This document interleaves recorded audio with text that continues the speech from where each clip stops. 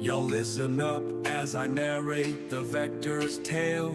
A man from afar riding the temporal gale. Ronin by name and a Ronin by fate. In the tapestry of time he's got a date. He ain't just saving, he's exploring the rift. In the timelines he travels, he's given a lift. Seeking tech and secrets in a world that's gone astray. Ronin's the man who's gonna find a way. Ronin Vector, the chrono navigator. In the flow of time, he's the prime innovator. Exploring the realms where few dare to venture. He's the Ronin Vector, the timeline's avenger.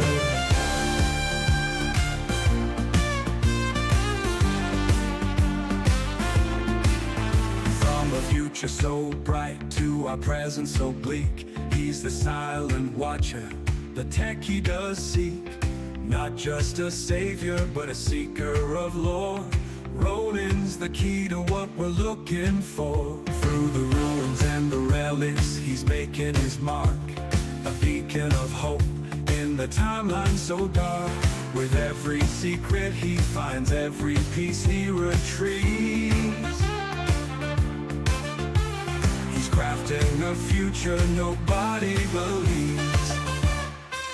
Ronin Vector, with a vision so clear. In the shadows of time, he's got nothing to fear. An explorer at heart, with a will that won't sever. He's the Ronin Vector, forever and ever.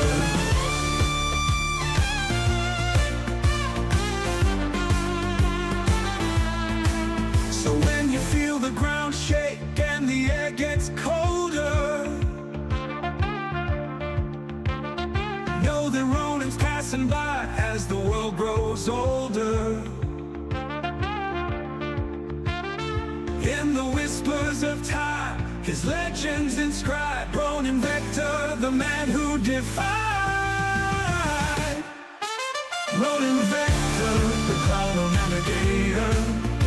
In the flow of time, he's the prime innovator. Exploring the realms where few dare to venture. He's the Ronin Vector, the timeline's avenger. Ronin Vector, with a vision so clear. In the shadows of time, he's got nothing to fear. An explorer at heart, with a will that won't sever. He's the Ronin Vector, forever and ever.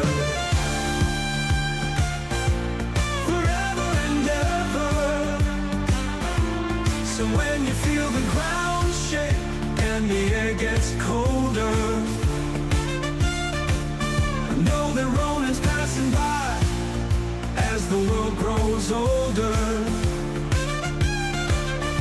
In the whispers of time, his legends inscribed. Ronin Vector, the man who defied. Hello and welcome to my show, for lack of a better name. My name is Ronin Vector. I'm back again, finally, in your timeline with some more comics. I've been in the comic mood. Also, I've got together my hydroponics setup I've been talking about. There, you know, and I'll pull a few pictures up for it. I'm pretty proud of it. It's been going pretty well. That's what I've been doing the past 2 days. For anyone wondering where I've been working on hydroponic stuff. I'm gonna bring up some pictures now, maybe somewhere. Okay, here we go. Yeah, check this out. There's my grow tent. It's pretty hefty size. There's my trays of seeds that are currently germinating. You can see here, each one's got a seedling mat to keep the temperature up. And I used rock wool as kind of the base for the seed, and then I soak the rock wool into with some like plant food, basically. And then after it's soaked for 24 hours, I put little seeds in them all. That's my AC system there with my one of my lights. Each you'll see in a better photo coming up. Um, this one doesn't have a light on it, but this one you could see has lights built into it. So most of the containers have some sort of individual UV light, like this one here. Ooh, motion. How do I get it to do anything? It says there's motion, but I feel like it's lying. Whatever. Oh, I didn't mean to do that. Yeah, see here, you could see the lights. This one's all not very straight. I gotta fix that. But yeah, you can see each one has individual lights that go on each level here. And I have all sorts of stuff cooking right now. Oh, here's a better picture of the rock wool. So you can see that these are all these are kind of like pre-cut into squares. They're still held together, so you still have to use scissors to finish them off, but they're basically pre-cut. And you shove a seed in each hole, and that's it. Shove them into a tray, and easy peasy. I got to figure out the frequency in which I need to keep it watered and stuff, but by and large, uh, most stuff should be ready by like, I don't know, 2 to 3 weeks. And then I'll take those seedlings and transplant them into a bigger hydroponic setup where the actual hydroponics. It's basically a way to grow food, for those unaware, without using dirt. It just uses the roots of the plant, just go into water essentially, and the nutrients in the water keep the plant alive, as opposed to growing food in dirt, which absorbs its nutrients from the dirt and surrounding whatevers. But that's what I got going on. That's what I've been up to these past 2 days, and hopefully within a couple months we'll have some food. But I'm growing everything in between, from like squash, eggplant, tomatoes, some herbs, just all sorts of stuff, carrots. So I'm having fun with it so far, and I feel like it could be a decent way to fight incoming inflation, you know? So we'll see what happens. I'll keep you guys updated. I was gonna do a stream yesterday and Monday, showing me set it up, but it being my first time, I didn't want to overcomplicate it for myself or anyone watching. But with that being said, we're coming back into our comic book discussion series here, and our focus has been on the Uncanny X-Men. So for those unaware, this series is as much of a discussion as it is a live reading. I'm going to be doing silly voices. Who knows how consistent I'll be. You know, the series isn't necessarily meant to be just a dramatic reading or just a dissection of concepts and ideas, and I'm doing neither one of those to maximum effort and degree that other people have done better already. This is more of like, we're hanging out, we're reading comics, we're learning as we go. Despite having a huge amount of knowledge about comic book characters and stuff, I've yet to sit and read through every single one, you know? And it's time. It's time.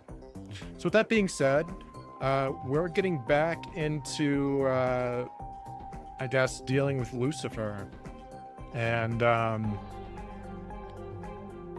if I didn't know any better, it looks like the Blob is on the team now.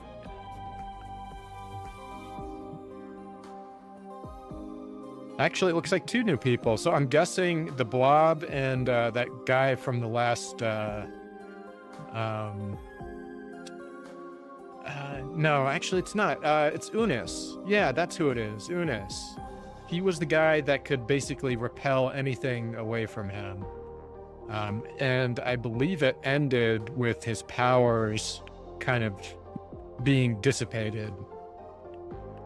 I think the Beast was building a machine to help him with his powers to basically overpower himself. But in doing so, he realized he couldn't do simple things such as eat food. Because if your power is to repel everything away from you, like every time you pick up a cookie, and it would just fly away from you, So that's kind of interesting. I'm assuming what's going on here based on the cover is that the Blob and Unis are pretending to be X-Men, robbing a bank, trying to ruin their good name. And yeah, I mean, it's pretty self-explanatory. The real, I think, pull to this issue is going to be like, all right, now tell us exactly how you lost your legs this time, Xavier. And he keeps saying it's related to Lucifer, but they've yet to show the exact moment. So I'm curious to see how he, in this particular instance, how he loses his legs, the use of his legs. Because I think they've already changed that origin of how his legs stopped working like 3 times at least already, 20 issues in. And I suspect that this Lucifer origin might change later too, but we'll see. But yeah, let's get into it. This issue came out March 3rd, 1966. Keeping in line with their now monthly publication. Oh, we got some different people here. Usually the writer is Stan Lee. He's usually the writer and editor. But it looks like we got Roy Thomas on deck. I've heard of Roy Thomas. What has he worked on?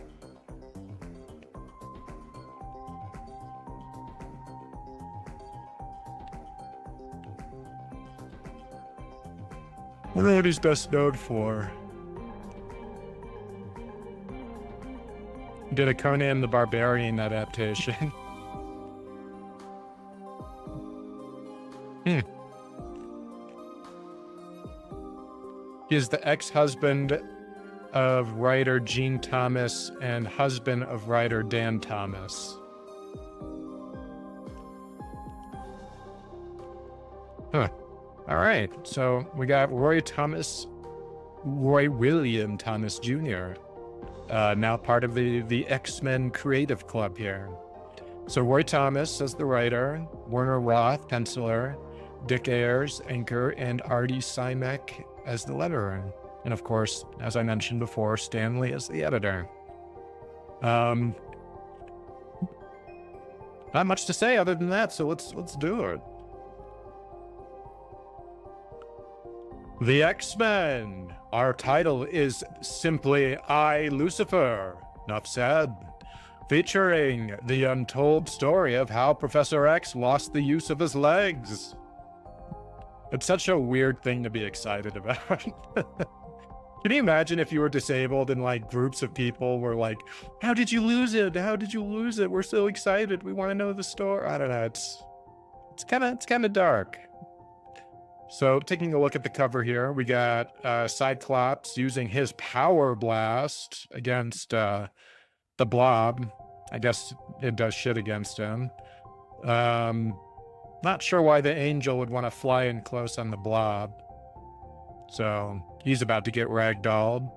We got the Beast, who knows Unis's power better than anyone based on the machine he built to fuck with his powers. And then we got Iceman with his ice club, which I always love when he whips up the ice club. But notice here, what's missing? Where's his yellow booties? See, I think that even the artists are starting to feel the same way as I do about those goddamn yellow booties. Like, it stands out in a bad way. Like, I would rather he ice over his boots than, like, I don't know, keep it the one thing yellow on him. So, oh look, and we got Jean in the middle here. I'm assuming she's on like Cerebro or something like that. Not Cerebro. They call it something else. The whole lexicon of like Cerebro and all those concepts are still very like loosely explored. Like we see them being used as plot devices, but they're not really explained much beyond how it's used, why, you know. So Gina is probably messing around on one of Professor X's telepathy enhancing devices. Now, I'm curious to see if she's got the skill to use it though. Because while she seems to have a better grasp on telekinetic powers than anything we've seen her use telepathically. In fact, I don't even know that she's used her powers telepathically yet, messing with people's minds and shit like that. I actually can't think of anything. Because usually Professor X is the one that does that kind of stuff. So maybe this will be the first comic where we see her lean on that muscle. All right. You know what? Before we get into it, though, I need a little smoky poo. I do. It's time.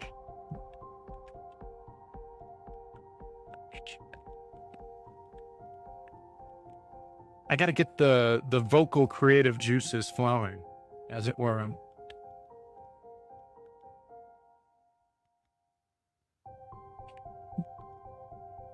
All right, what we got here? I'm gonna miss it. We're gonna use up the rest of our dairy layering. Smells so good.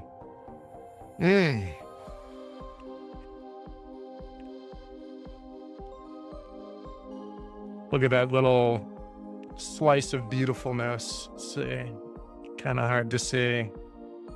Yeah. Doesn't take much, like a rice grain amount.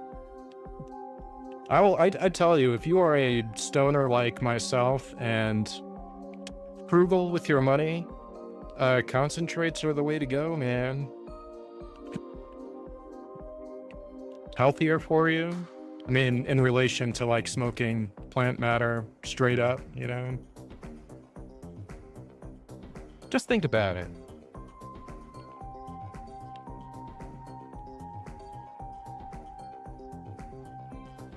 It's nice and clean, doesn't like stink up the house. It's not like when I smoke a joint, like I gotta hang out by a window or something, it just kind of dissipates. And I would say it's not even like regular vaping, the tobacco vaping, those huge fucking battery devices. It's not even like that. You see the amount of smoke I produce. It's not a ton.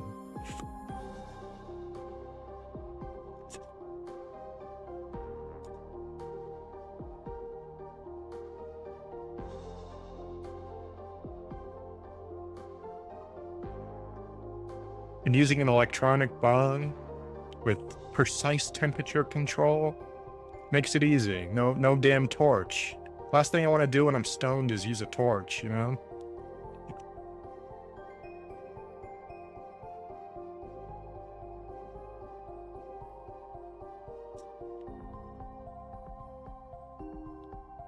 Because without such a device, you would need to take a torch and superheat a piece of metal, or glass, I suppose, and ceramic, perhaps.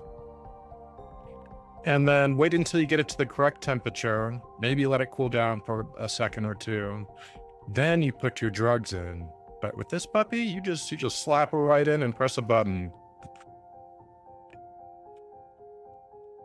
Turning something that could take like 5 to 10 minutes to, to something nice and quick.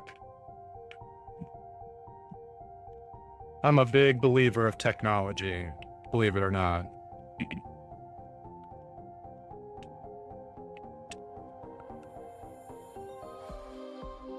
All right, one more. I'm gonna try some of this new stuff. Not much of an odor to it. Could be just because I smoked, though.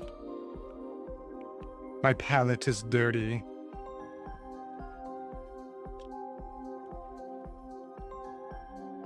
So I wonder how Unis and the Blob hooked up, because they don't really have a reason to hang out. Like, Unis is a antisocial douchebag, and so is the Blob. Like, although they got pretty lazy with the last comic too, with how the bad guy, Mimic, just kind of like ran into Jean Grey when he needed to. So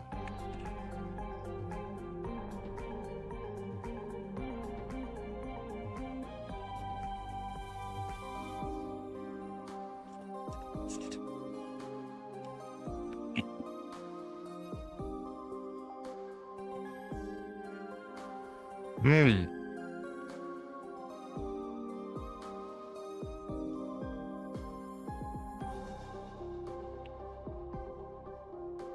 Yeah, yeah.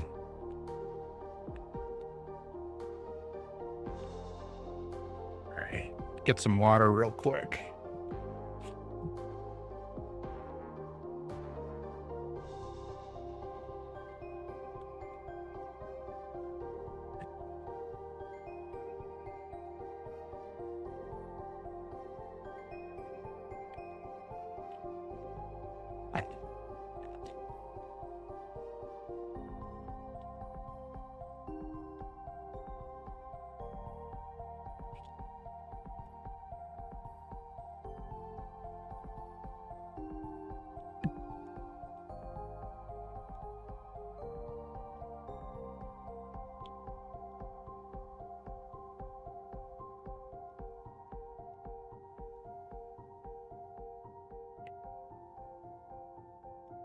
Need a little water after frying my throat.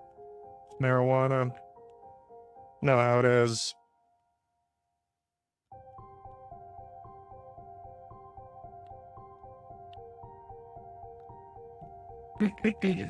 All right.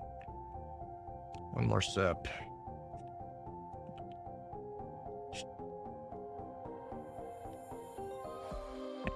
X-Men, the most unusual fighting team of all time.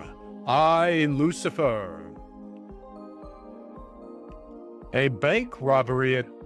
Oh, got one of my studio lights. It's kind of in the way.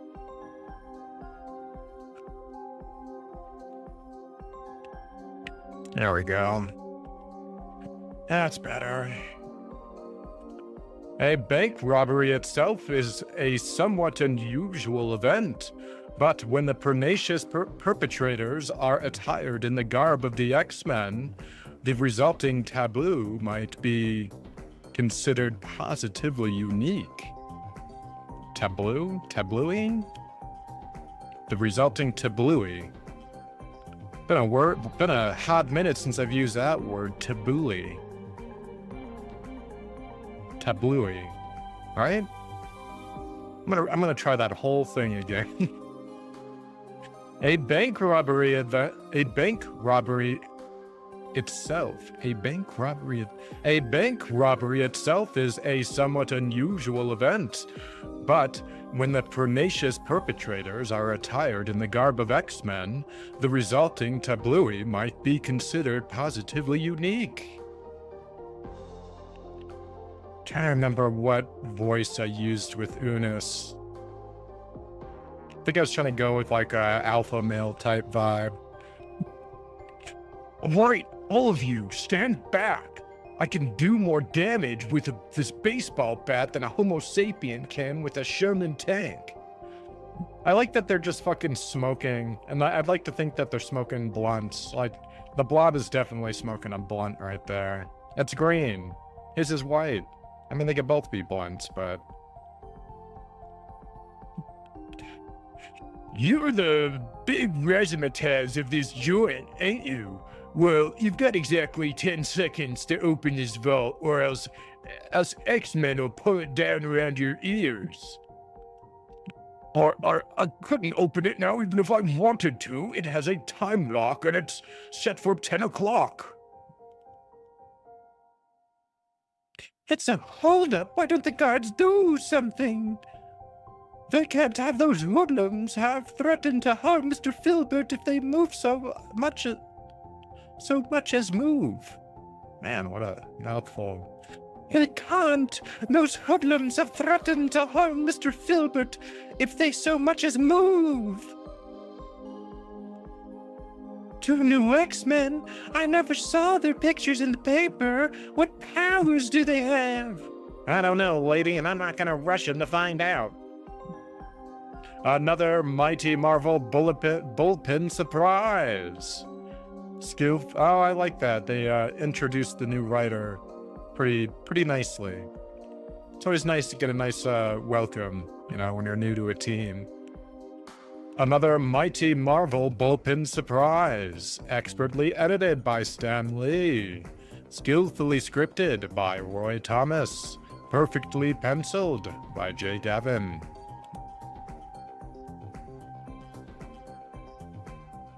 This is the first time I heard of anybody robbing a bank with a bat. Yeah, but if anybody can pull it off, they can. Oh, I missed some credits. Ideally inked by Dick Ayers. Laxly lettered by Artie Simek. So, the vault can't be open till 10, huh? Well, here's where I upset your pretty little schedule. Me, I never was much good at waiting. You can't break in, that's impossible. Nothing's impossible for an X-Men, Rube. Worry. And don't you forget it. Dong, dong, dong, dong. I'm assuming that's like the sound of metal bars ripping off one by one. Here, partner, I did the hard work so you can carry the loot. Be glad to, pal. For that kind of menial labor, you can count me in. The big guy let go of Mr. Filbert. Now's my chance to take them without endangering anybody. I've never claimed to know much about this mutant business, but I do know that even the X-Men aren't bulletproof. Quack.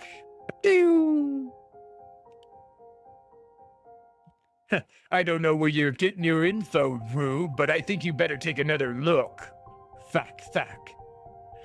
The bullets sink right into him, and then they pop out again. The other one doesn't look so invulnerable. Wait, what gives? Hey, partner, get this Joker off my back, will you? He's surrounded by some kind of force field. Doc. Pling, pling. Scrunch. No sooner said than done. Here, buddy, that little toy won't do you any good with us anyhow. My gun, it's demolished. You guys aren't human. I never said we was, Cuddles. We're mutants, remember? Meanwhile, the clanging burglar alarm has not gone unheeded for... Okay, boys, move in on him. Use your clubs. From what I saw through the bank window, guns are useless. We'll take them, Captain. They can't make all of us. However, as the incredible imposters emerge from the building... we can't even lay our hands on him. Poof. Of course not, fools. Nobody touches me unless I allow them to. And a few feet away... We got this one, Captain.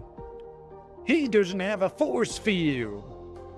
Who says I need one? I got other ways of handling things.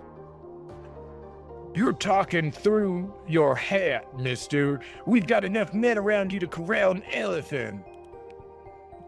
Maybe so, but you ain't got nearly enough to hold on to the blob. So that's who he is, no wonder. Who tossed us off like we were so many rag dolls. And now, if you don't mind, I've got to be moving on. Give my regrets to that Joe who owns this car. I see it, but I just don't plain believe it. Come on, chum. We've got to go join the rest of the X-Men. The next moment... Come back here! Come back, I say! Did you see that? Not only did they rob the bank, but they also made their getaway in Filbert's limousine.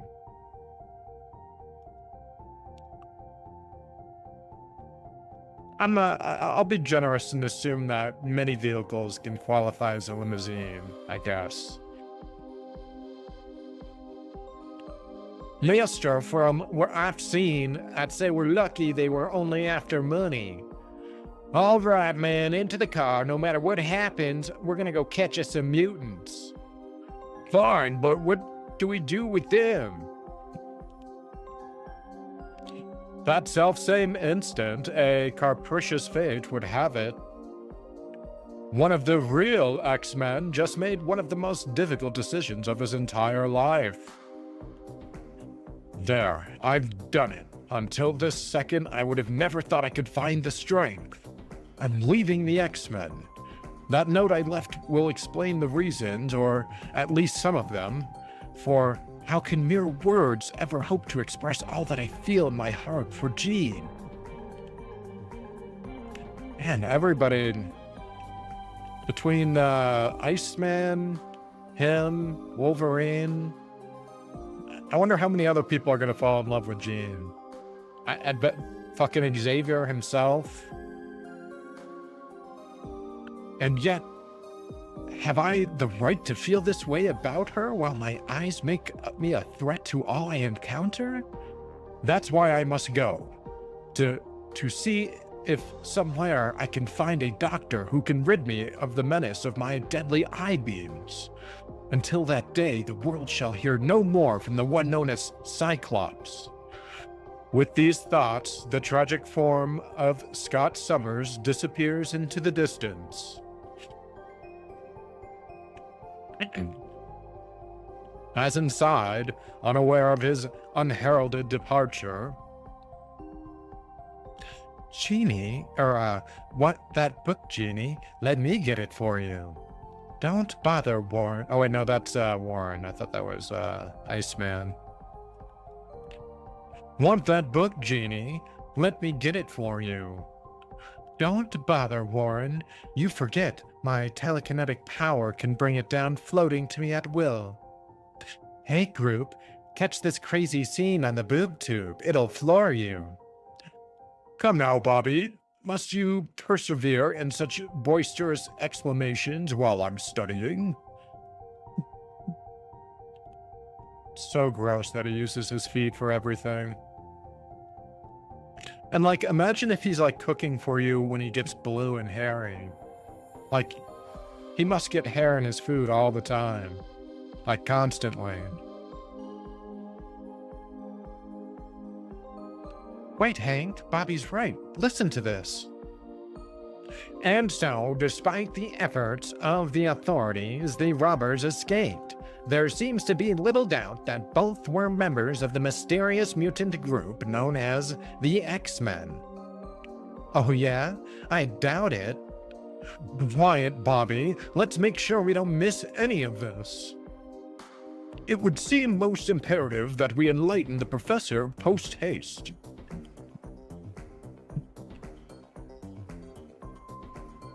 Professor Xavier, pardon my unceremonious intrusion, sir, but the television has reported a most singular occurrence.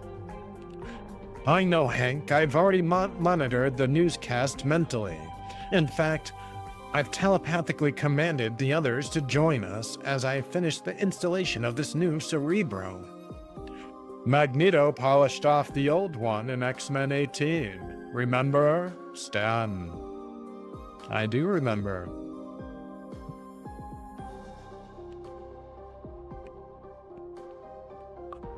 So Professor X is quite a few things. Like, he's got some basic doctor skills, like medical doctor skills. He can construct entire freaking machines. You know, I wonder when it comes to like building this stuff, if he's just like an actual genius and he just, it's very easy for him to learn all this stuff. maybe even it's part of his mutant ability. Or like, let's say, for example, I want to learn how to shoot a 50 caliber sniper rifle, for example. But I don't know anything about guns. If I had Professor Xavier's powers, could I just like go up to like a highly trained like Navy SEAL or something like that and like take that experience from him or copy it? You know what I mean? Kind of like in the Matrix when I know Kung Fu kind of thing, where they can just upload skills at will, entire experiences. So I wonder if Professor X can do something like that. So like when he needs to build a machine like this, something as sophisticated as that, like maybe he just like takes a drive near MIT or something, just takes a drive by, just copies a bunch of minds, copies all their studies, I don't know. I wonder like how much of that is that, if any of it. I'm guessing it's never going to get explained. I'm guessing he's just an actual genius, but I think it would be cooler the way I just talked about it. And scant seconds later, we got your call, Professor. Then you know about those phony X-Men. Silence, all of you. There is no time to waste on words. Observe the large screen on that wall. I've never seen the professor any grimmer than he is right now. The radar image beam which I developed will detect any other mutants in the area and show us their forms as well.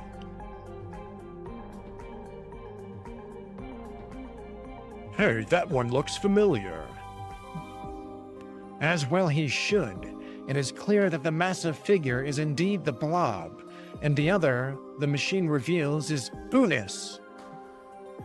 Unis the Untouchable? But the last time we fought, he promised to reform if we declined to imprison him. Oh my god, did a piece of shit promise not to be a good person? Unbelievable. It's almost like if there's no consequences, people are just going to keep acting shitty. What a novel concept. If he's forgotten his pledge, I'll stimulate his memory as the Beast. We still have the ray gun we employed against him then. Oh, smart. Don't be too confident, Hank. After all, Unis may have discovered some way to counteract that weapon by now. In addition, I sense that a third entity has masterminded this entire scheme to discredit us, someone out of my range of my Cerebro machine. I guess Magneto would be like the first pick, but who knows? We also have Lucifer on the back burner. Professor, I just noticed Scott isn't here. Did anything have happened to him? Yeah, it isn't like old Gamma days to miss a chance for action. Someone had best investigate his absence.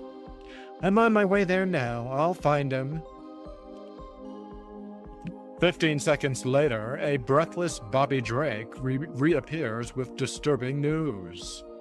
Psych, he's gone. Walked out on us. He just left us a short goodbye note. I suspected as much. Scott has seemed terribly distraught these past few weeks, but no time to worry about that now. I must search my memory to try to discover which of our former foes might be guiding Unis and the Blob.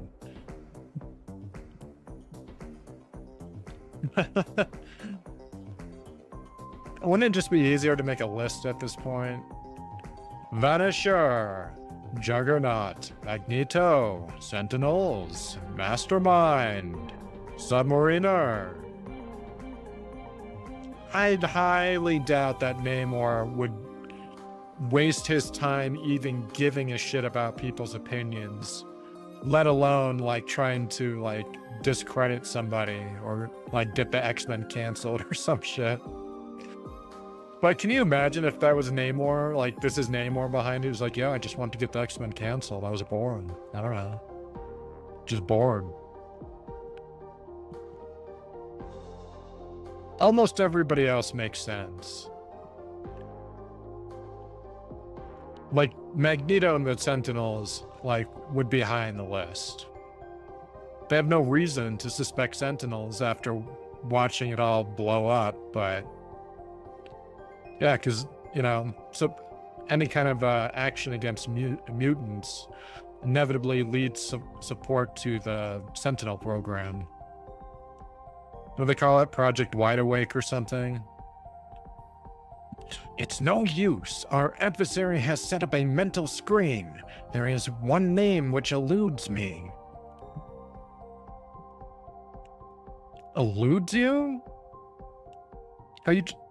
is he just saying he forgot? Like, I know who it is, but I forgot. The name eludes me. It's like there's a bubble around the memory. I just know. maybe you just don't know. It's okay just to say you don't know, you know? By your expressions, I can see that our hidden enemy's screen has affected you too. There is only one solution. Scott, oh Scott, will I never see you again? I must build a mechanical memory inducer to quickly penetrate our foe's defenses. Meanwhile, for once, you're way ahead of your... oh wait, no, that's... yeah, so it's got to be Lucifer then, I'm guessing. For once, we're way ahead of you, Professor. It'll be a relief to let my wings out of this getup anyway. I'll get that ray gun. It still may prove efficacious? I'll get that ray gun. It may still prove efficacious. Yeah, maybe it'll even work. Come on, let's move out. Can you imagine if it worked on the Blob and they just like made him fatter and fatter until he just sunk into the earth and suffocated? That would be a great horrifying end to that piece of shit. But even as the teenage mutants prepare for battle, they cannot suspect that 2,000 miles away, one pair of eyes, cold, hostile, relentless, watches intently for their appearance. And I believe the last time we saw Lucifer was with the crossover where they fought the Avengers. And then Cyclops used like a super small, precise beam to drill into a bomb while being guided by Professor X to disarm it, essentially. So, but I can't remember what happened to Lucifer specifically. I'm assuming he just got away, like, but...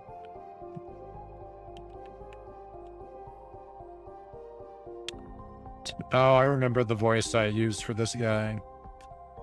So, the die is cast. Onus and the Blob have unwittingly done my bidding. And a foolish world believes they are renegade X-Men, merely seeking worldly treasure. Little does anyone, even my two-toed masquerading minions, realize that I, Lucifer, have in mind a purpose far, far more complex, far more sinister. The vivacious villain of X-Men number 9, right? Right? I'll stand. For it was only days ago that while testing my ultra... oh, wait, no, that's Lucifer. For it was only days ago while testing my ultra scanner I discovered.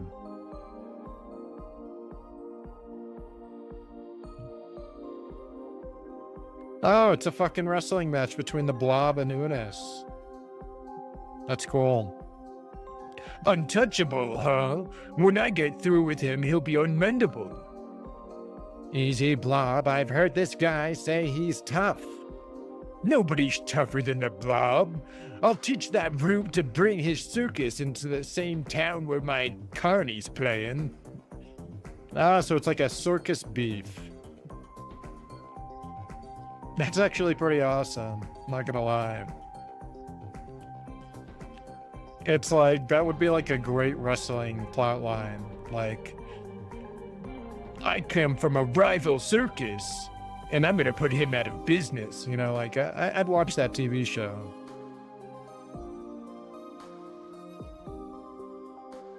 I tell you, these spam calls have been ramping up. What's this? Have the local locals run out of men, so they have to send hippos against me now? I'm gonna make you swallow them words, Buster.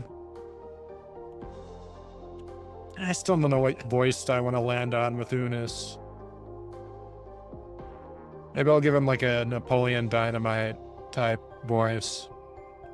However, I didn't even reach him.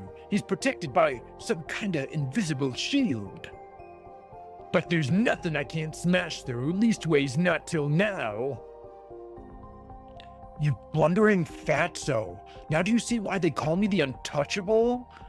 Yet any normal man would have been bounced back, but he was merely stopped. I don't get it. Nobody's hurted me like that except the X-Men. Now there's an idea. What if this clown is a mutant like me? He's getting up. Better make my move now. but Unis fared no better than he had the blob himself. I can't budge him. There's just one possible answer. Look, mister, what do we say we call this match a draw?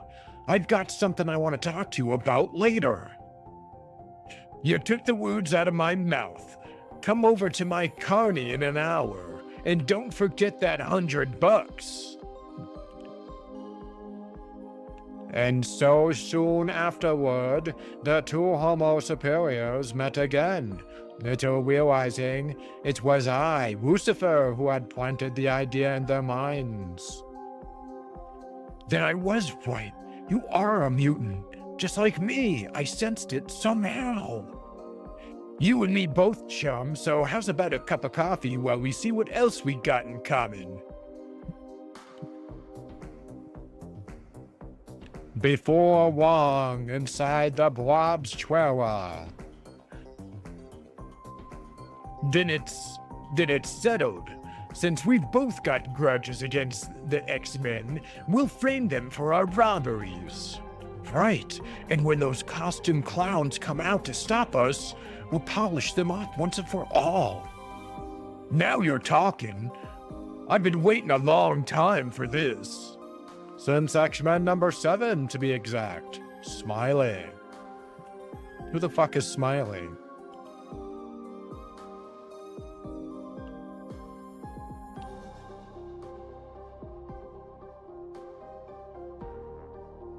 Okay, Marvelites. That's enough of Lucifer's sanguinary soliloquies for the moment.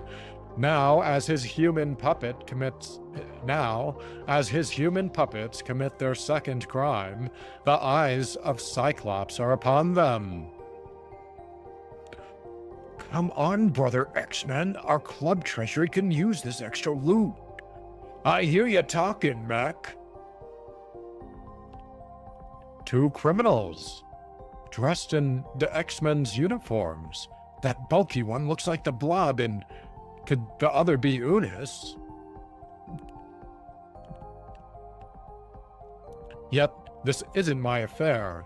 I promise myself not to become an X-Men again until I can control my awesome, potentially deadly power. Besides, surely the public realizes they're not really X-Men. See, Mabel, I told you we should have run them crummy muties out of town long ago. You're right, Herman. Next time I'll listen to you.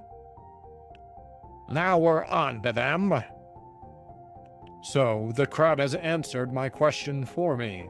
I must heed the call, as long as all mutants are regarded as monsters. Exactly 1 minute later. I like that he made the commitment to quit the X-Men and leave, but he still brought his costume. He must have known deep down inside. All right, you misguided misfits.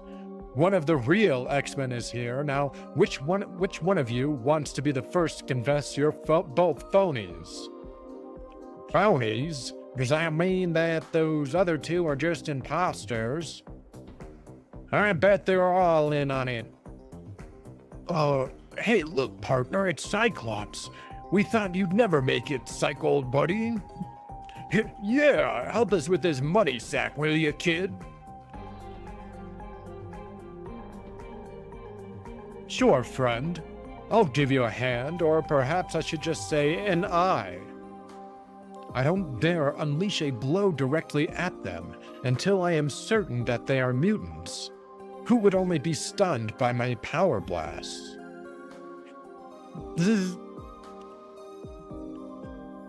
You blame nuisance. Now look what you've got and done. Just like always, if you can't lead a heist, you try to foul it up. I'm afraid we're gonna have to punish you for this. Blast it. They're still keeping up with the pretense that I'm one of them. I've got to make them blurt out the truth. Here, you fakes. This ought to convince the crowd we're on opposite sides. Don't worry, pal. Your force shield and my bulk will stop them from us getting. God. Don't worry, pal. Your force shield and my bulk will stop us from getting hurt. Sure, just like Psych knew it would. Listen to them. Do they think that human beings are just sport for mutants?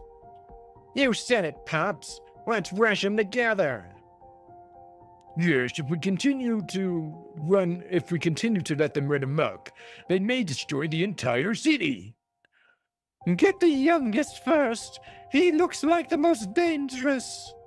As usual, a mob seldom makes the right decision. Now the crowd's turning on me. I failed. Instead of helping, I've merely allowed them to further discredit the X-Men. Oh, wait. Reading it all backwards and dyslexic and shit. I've failed. Instead of helping, I've merely allowed them to discredit the X-Men further. Look, he's running away! Sure, those muties are all cowards if you stand up to them. But at least I learned who the bogus X-Men are. From the way they spoke, they must be the Blob and Unis, which means I have to contact the others. Perhaps as a team, we can defeat the two evil mutants before it's too late. Meanwhile, the nefarious Lucifer is also upset, though for quite different reasons. Have my plans all come to naught? Does only one X-Man dare to attack my costume dupes? It cannot be. I have planned to carefully. They must attack as a team. But perhaps I spoke too soon, for there is the mutant known as the Angel. He flies toward Unis and the Blob. And if Angel comes, can the other X-Men be far behind? I like making Lucifer sound like an asshole. Anyone that calls them Lucifer is an asshole, most likely. Like, they're probably some kind of edgelord asshole, and it really works, because look at him. Nobody dresses him that way. He did that to himself. He's like a less better-looking version of Magneto, but with like a dickhead instead.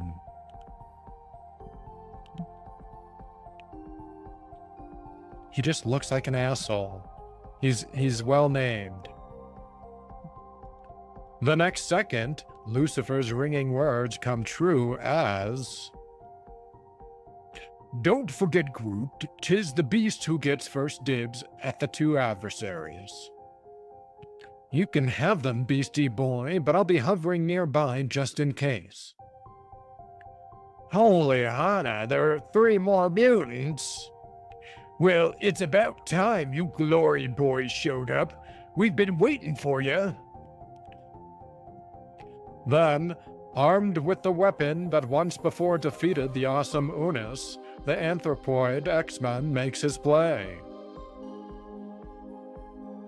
It grieves me to the quick, feckless foe. Oh wait, no, that's Beast, okay.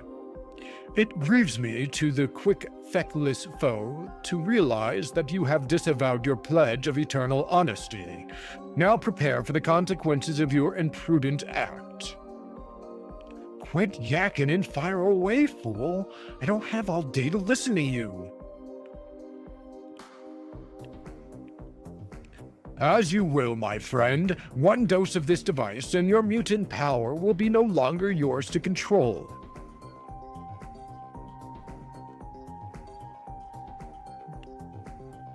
That's strange. He seems to be reacting differently than he did before. My nutty hunch was right. I am now immune to the beast's blasted ray. And as the blinding glare fades away, Okay, you junior-grade gorilla. Now it's my turn. I've been waiting for this moment for more than a year. A true paragon of patience. neither of them suspects that I am responsible for Unis's immunity, and also for his hunch that the ray would no longer affect him. For I possess the powers that the world can scarcely imagine. Have a care, Unis. Violence can be so plebeian. Stand still, you blasted mutant monkey. Get him, Blob. I'll take out this pest. Your turn, Iceman. The stage is set. That's it, Blob. Just a little closer.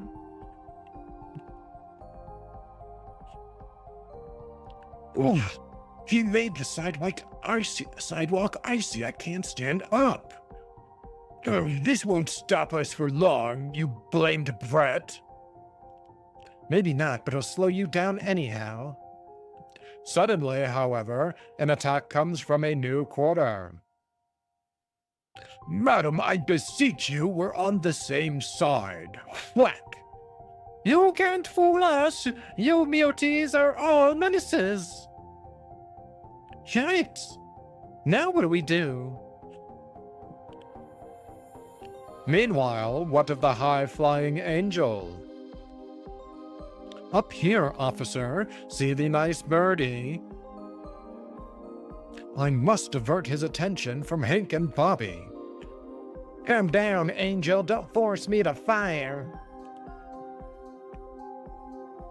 Okay, if you won't surrender, I'll have to try to wing you. Attack, attack. In my case, that's a great choice of words. Just the same, I'm glad the professor had me spend an hour practicing evasion tactics this morning.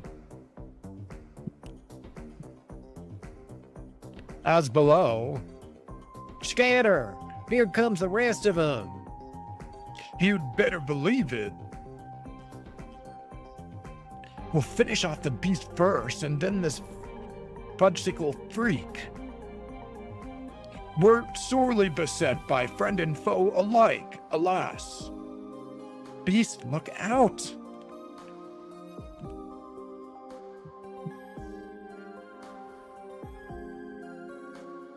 Then, Yo, what was that?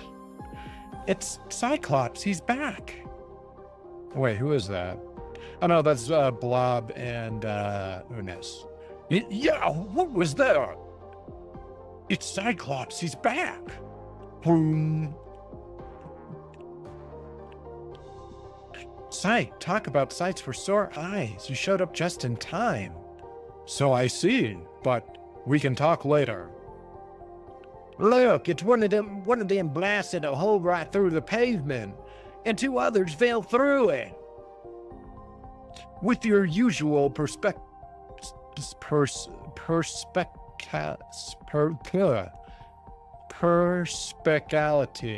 No, there's no L. Perspicacity. There we go. Perspicacity.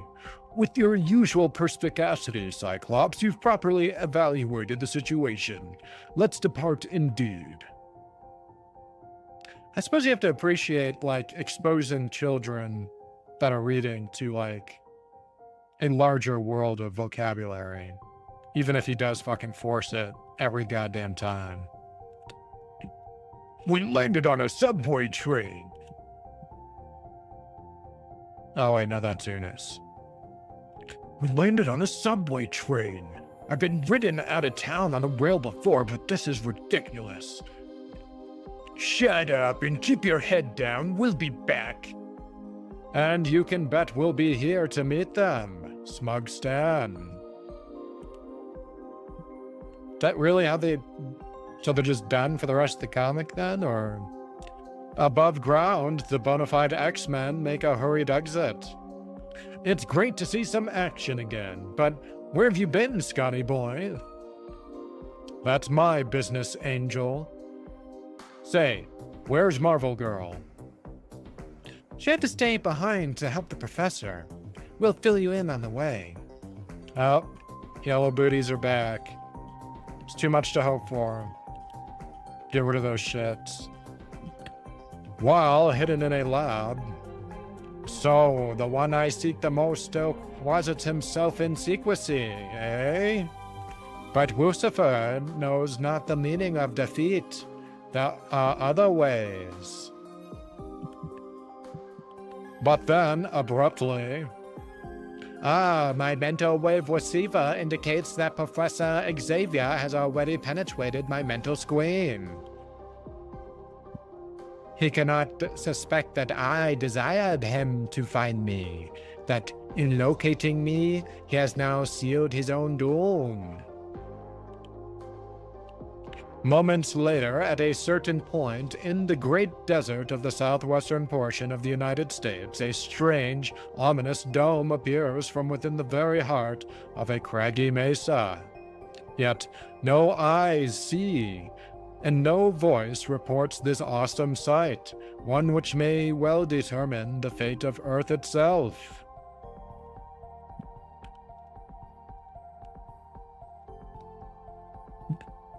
As the opalescent gases that prevent its detection from the air fade away, an awesome structure halts in its strange silent ascent.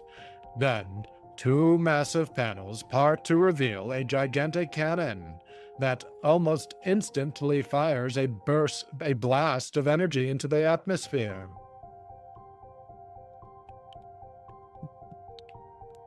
Some water in there.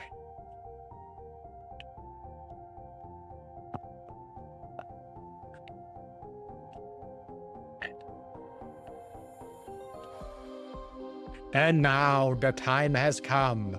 Although I failed in my scheme to locate Xavier, he has found me.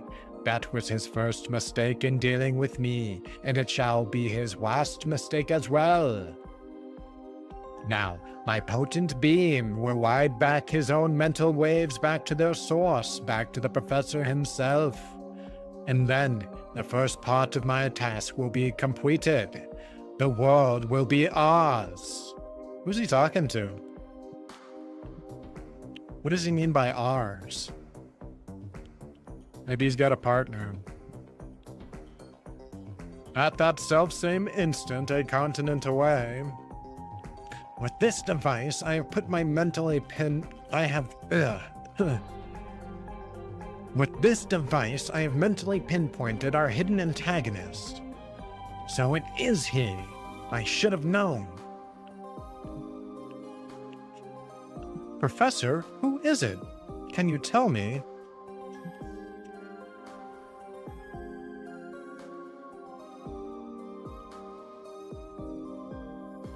I hear something.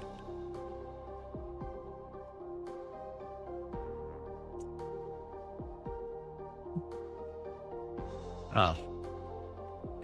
Never mind, I'm crazy.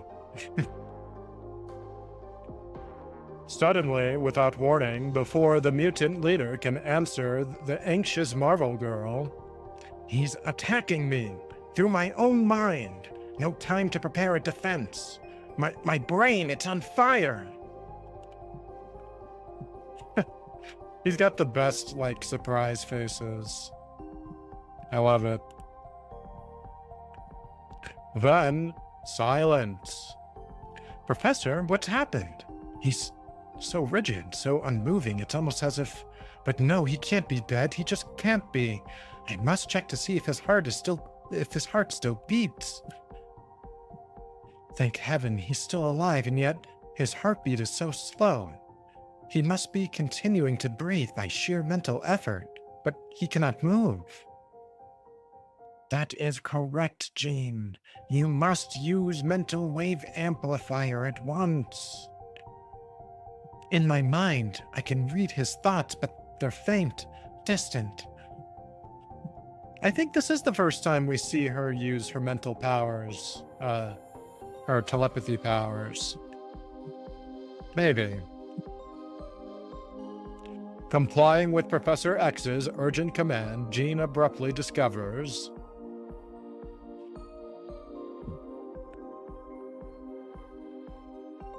Why, now your thoughts are coming in through more clearly. Good. Then heed my Good. Then heed my words, for I may have little time. What do you mean? Who is responsible for your plight? This is the work of one of those powers and purpose stagger. This is the work of one of those... Okay, I get it. This is the work of one whose powers and purpose stagger the mortal imagination, the one I know only by his earthly name of Lucifer. Lucifer? Then he has returned. Yes, so listen closely to the tale of my first encounter with him. Listen, for the fate of all humanity hangs in the balance. Some years ago, fascinated by tales I heard of a mysterious walled city in the shadow of the Himalayas, I journeyed through the rugged terrain of Tibet. This is my destination. I seem to sense some ominous unseen menace that lies within. It's as though my entire life, my ultimate destiny, were somehow bound up behind those grim gray walls. Wow, it's pretty dramatic, dude. At the gate, my suspicions were confirmed. It is forbidden that any outsider may pass this gate, yet I believe you should be allowed admittance. Thank you. My mission is one of peace, I assure you. These two are under the mental domination of another's brain. I can feel it. Inside the city, Inside the city, I was aware of a sinister eyes focused upon me. The thought waves of these people, they indicate abject fear of the tyrant who rules them. Come, there is one I would speak to, a wayfarer in the street. Oh wait, no, okay. Man, I speak good, I swear. Come, is there one who would speak to a wayfarer in a strange land? I will... So, a visitor has come. He will bear close watching. I will speak to you, my son. Oh wait, that's some rando. Ah, man, I really need some eye drops. Eyes are so dry. Studio lights don't help. I will speak to you, my son. What do you wish to know? I am intrigued by your great walled city, and I wish an audience with its ruler. Nay, but that is impossible, for our master dwells within yonder citadel, and even we are never permitted to gaze upon him. I can tell he speaks the truth. How long has this man been your overlord? I do not know, my son. It is as if time has ceased to exist for us since his coming. Now I must go, I can say no more. Amazing. My silent probing reveals highly complicated machinery inside the tyrant's domicile. But how and why? I must probe further, lay bare secrets of these devices. Exercising my mental powers to the fullest extent, I made an incredible discovery. These, then, are the sources of the tyrant's power. But they are made of metals not found on Earth. The one who holds this city in his sway is from another world. So he's an alien? Or, like, another dimension? Evidently, the machines enable the alien to control selected minds among the populace. And these, in turn, keep the other citizens in line. Obviously, there is much more to the situation than the mere enslavement of one lone village. Hastily locating some of their more rebellious elements of the area, I outlined a plan to them. Then, I can render your nameless master helpless if you will help me storm his palace. Aye, that will we do. We have long awaited a leader in our struggle against that unseen fiend. That foreign devil must not leave this dwelling alive. Foreign devil. But I had underestimated the true cunning and power of my relentless, vigilant foe. For even after I had mentally screened my comrades, he took control of the brain of one of them. And so, by means you would not understand, I have located a tunnel into the castle. Once inside, we will overthrow any guards and your ancient homeland will be free again. Free! Dare we hope for such a thing? Long ago we were once our own masters. Can such a day dawn once more? It can, if you act swiftly. Now I strike death to all who would rebel. Look out, that chandelier, it's falling. Luckily, my mutant brain sensed treachery from someone in the room. Not a moment too soon. Wham! Hold! What's this? What traitorous deed is this?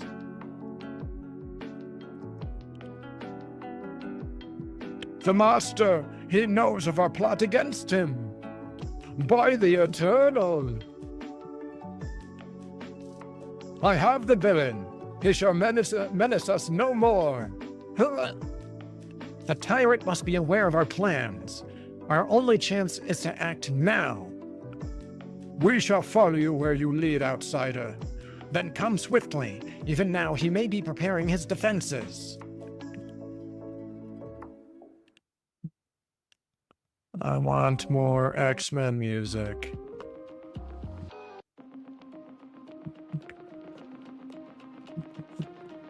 As we approach the tunnel, The fools!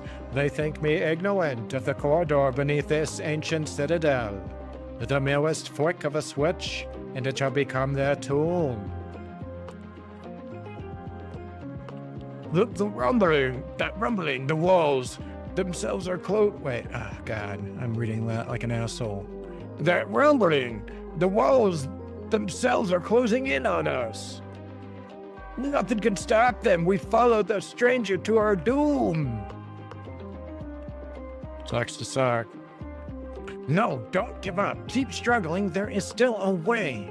I must hope and pray that my mutant brain can locate the machinery that moves these walls within moments. Unfortunately, the fates were with me. The fates were with him. What are the fates? Fortunately, the fates were with me, and 15 anxious seconds later, I found it. Already as I rip these essential wires, the walls begin to open again. But wait, that hissing sound behind me. A ball of fire rushing towards us through the tunnel. no place to run, yet there's still a chance. While probing this chamber a minute ago, I detected a hatch placed here. The townspeople are momentarily engulfed, but the fireball is extinguished. Our foe has failed again. And indeed, just a short time later, I cut off the supply of water and the flood drained immediately. And now, the hour is at hand. We have reached the castle of the tyrant. At this distance, I can use my own mind to protect theirs from the enemy's influence. Long shall this day live in our memories.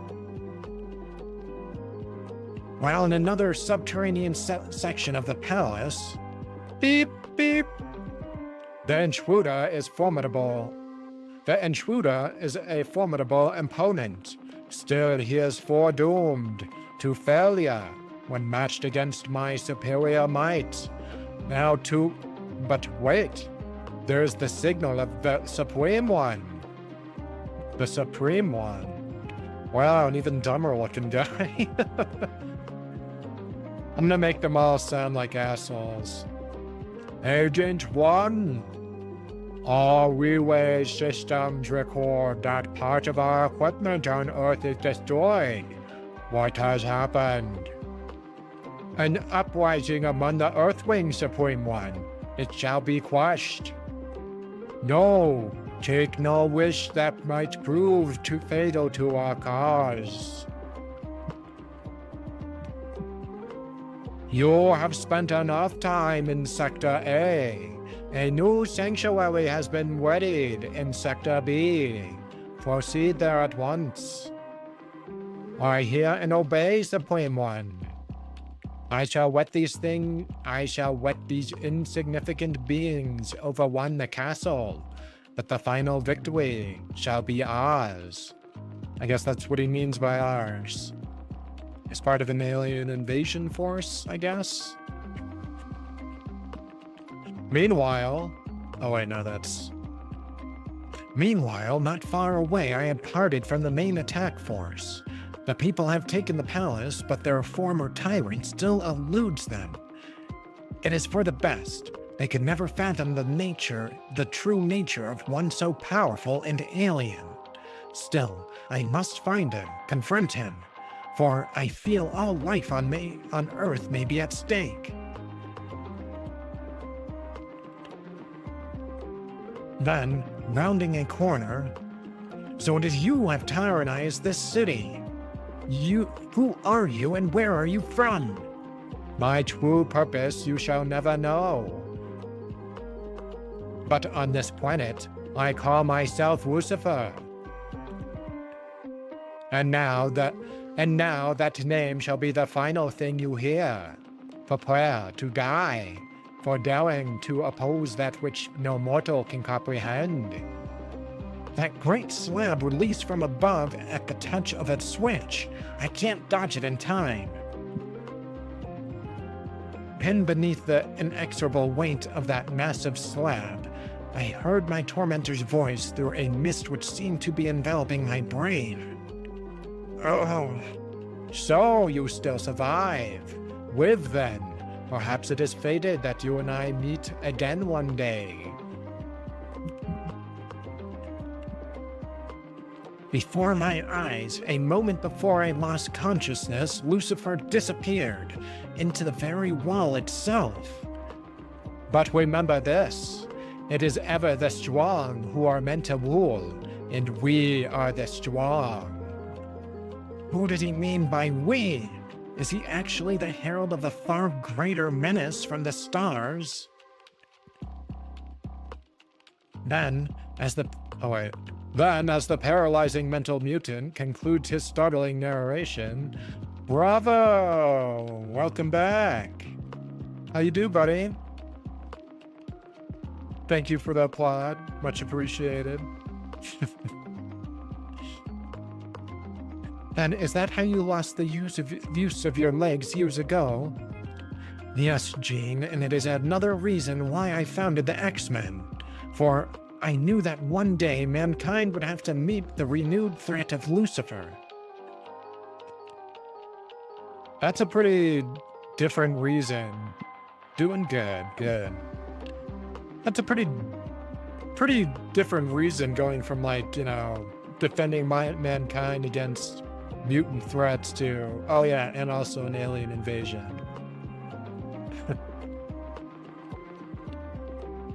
But even Xavier does not fully realize how urgent mankind's plight truly is.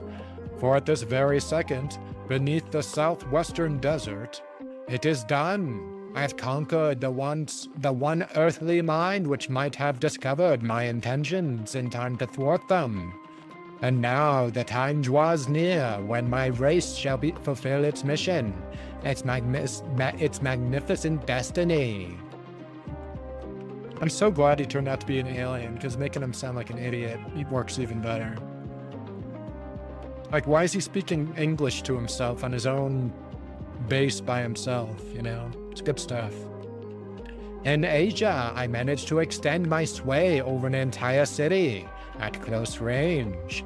But my experiment with Unis and the blob proves that longer distances are now possible. All is in readiness. Only one step remains, but that is the greatest of all. And soon no nation shall escape the tentacles of our power. Mankind shall exist to only serve us. And so, Supreme One, after years of observation and experimentation, and of watchful waiting, I can announce that the time has come for Dominus. The time has come for Dominus. At last, our race has waited long to possess this inconsequential world, for it shall be a stepping stone to galaxies and universes that could easily dwarf that paltry Earth. Therefore, let the humans await the coming of Dominus. The coming of Dominus.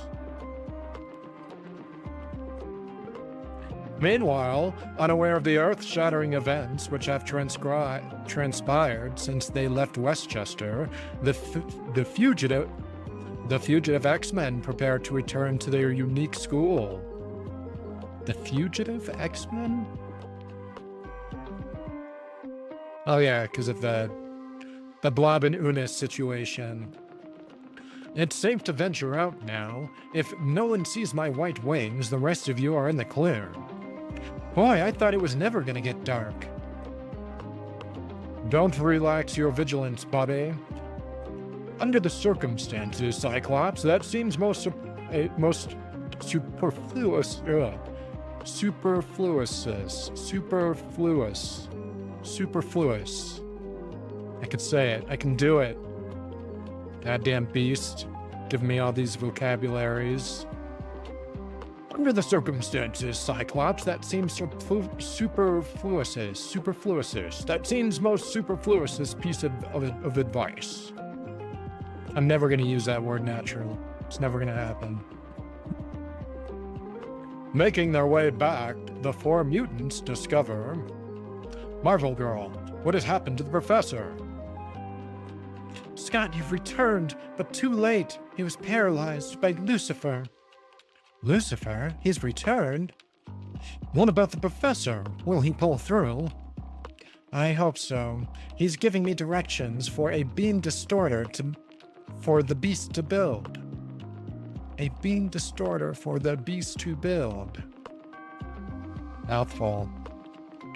Then start relaying, girl. Don't stop to breathe. Feverishly desperate, with the manual skills far beyond those of most non-mutants, a worried Hank McCoy labors against time itself. And finally... Hurry, Beast, please hurry. The professor's mental messages are getting weaker, almost inaudible. If you aren't finished with that distorter soon... I'm trying, Jean. It's a complicated piece of machinery, but I think, yes, that does it. I only pray that it works. And as a tense silence grips the X-Men, the Distorter helmet is placed on their leader's head, and anxious seconds later, look, he's stirring. It's working. He's going to be all right. Yes, I think I will, thanks to the Beast and Marvel Girl. He can move. He can move. The paralysis is gone. Now we must act. There's not a moment to lose. And then, after a fast briefing, then it's mandatory that we engage Lucifer, huh? We'll fix him, Beastie. Anything's better than wearing this gadget another minute. Quiet, Gene. Lucifer almost beat us before. If he's stronger now. What? Why is he telling Gene to be quiet? Seems unnecessary. What's our plan of attack, Professor? While I was under the influence of Lucifer's beam, I managed to pinpoint its source. Our destination is the Southwest Desert. And so... Am I sliding these crates down too fast for you, Gene? No, Bobby. Keep them coming, and I can keep up... wait, no. No, Bobby. Keep them coming. Hank and I can keep up with you. The way Scott snapped at me a while ago. How could I have ever thought he might care for me? Yeah, see, even... Okay, good. I'm glad somebody's recognizing that. Beast, you may start loading the plane now. With all deliberate celerity, sir. Minutes later, a seemingly solid wall of the stately school building rises to reveal a sleek private jet, poised momentarily before rocketing skyward. Alright, so this is the first time we get to see the school be used as a hangar. Because I think before they used to just, like, go to the airport or something. As you know, I purchased this plane several weeks ago, but our encounters with the Sentinels and Magneto kept us too busy to use it before. It's been especially fitted for short takeoffs and landings.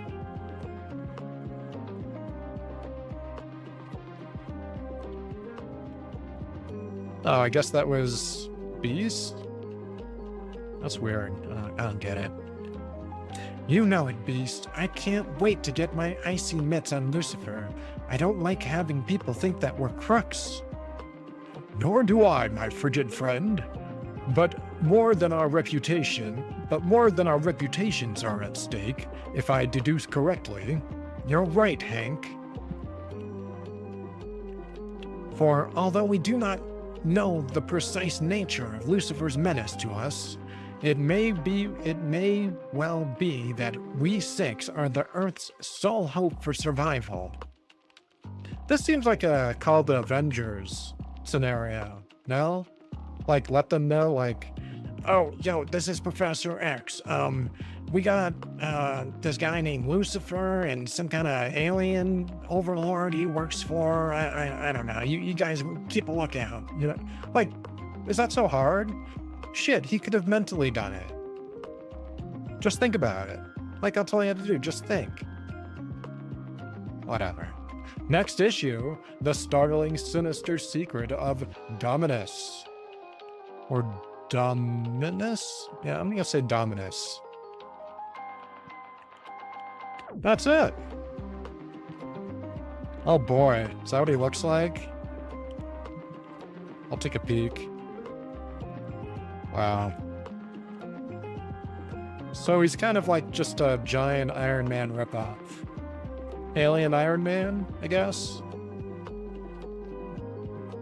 That Professor X is like strapped down with a blanket over him. That's good stuff. But we're actually going to end it right there today, folks. It's just a little short video I'm putting out today.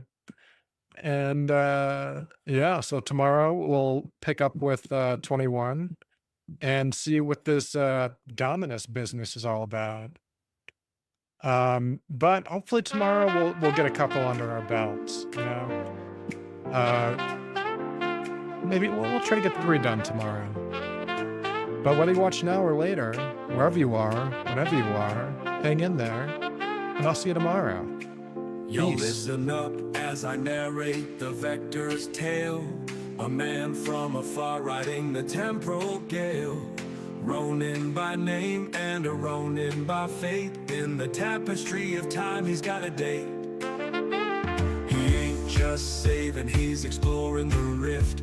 In the timelines he travels, he's given a lift. Seeking tech and secrets in a world that's gone astray. Ronin's the man who's gonna find a way. Ronin Vector, the chrono navigator. In the flow of time, he's the prime innovator. Exploring the realms where few dare to venture. He's the Ronin Vector, the timeline's avenger.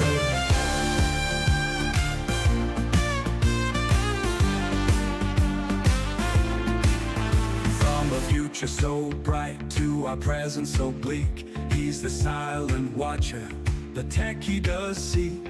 Not just a savior, but a seeker of lore. Ronin's the key to what we're looking for. Through the ruins and the relics, he's making his mark. A beacon of hope in the timeline so dark. With every secret he finds, every piece he retrieves. He's crafting a future nobody believes. Ronin Vector, with the vision so clear. In the shadows of time, he's got nothing to fear. An explorer at heart, with a will that won't sever. He's the Ronin Vector, forever and ever.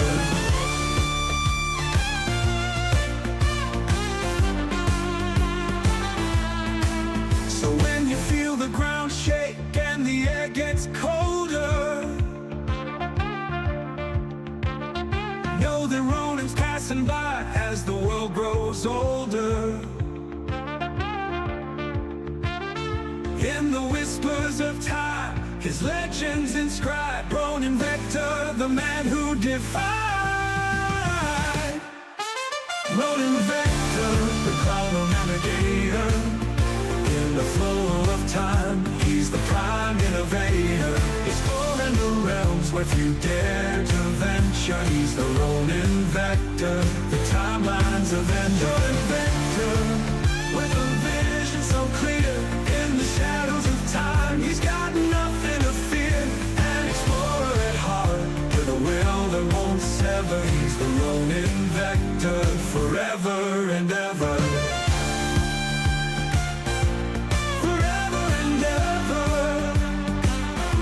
So when you feel the ground shake and the air gets colder,